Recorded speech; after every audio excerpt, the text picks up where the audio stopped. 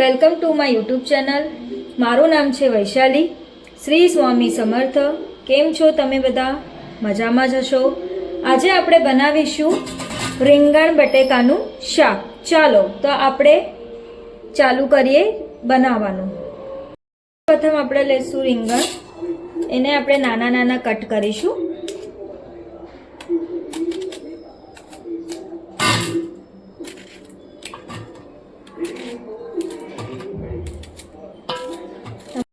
છો રીંગણ બટેકા કાપીને રેડી છે.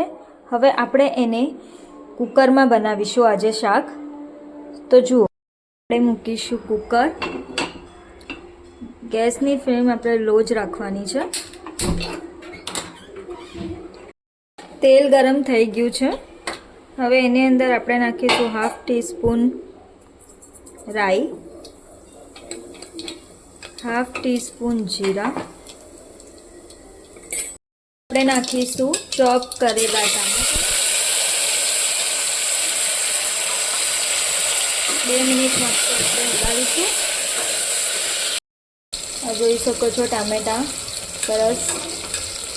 હવે આપણે નાખીશું એની અંદર મસાલો. આ મસાલો મેં તમને આગળના વિડીયોમાં કીધું હતું. અદરક, લસણ, મરચાં અને ધાણાની પેસ્ટ છે, જે હું સ્ટોર કરીને જ રાખું છું. એટલે 1/2 ટીસ્પૂન આપણે નાખીશું. હવે એમાં નાખીશું 1/2 ટીસ્પૂન હળદર, 1/2 ટીસ્પૂન ધાણા જીરું પાવડર, 1/2 ટીસ્પૂન ગરમ મસાલો.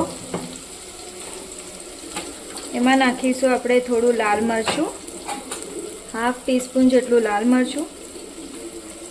તીખું ખાતા હોય તો તમે નાખી શકો છો વધારે. 2 મિનિટ માટે આપણે હલાવીશું, તેલ છૂટે ત્યાં સુધી. હવે આપણે રીંગણ બટાકા કાપ્યા છે એ આપણે નાખીશું અંદર. સરસ મજાનું તેલ છૂટ્યું છે, તમે જોઈ શકો છો. આપણે નાખીશું સ્વાદ પ્રમાણે મીઠું.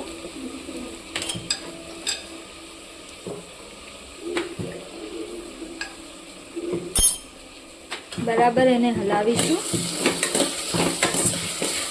પાણી બિલકુલ પણ આપણે એડ કરવાનું નથી. આ શાકને આપણે તેલમાં જ થવા દઈશું. 2 થી 3 સીટીમાં આ શાક રેડી થઈ જાય છે, તમે જોઈ શકો છો. કુકરનું ઢાંકણ આપણે બંધ કરીશું.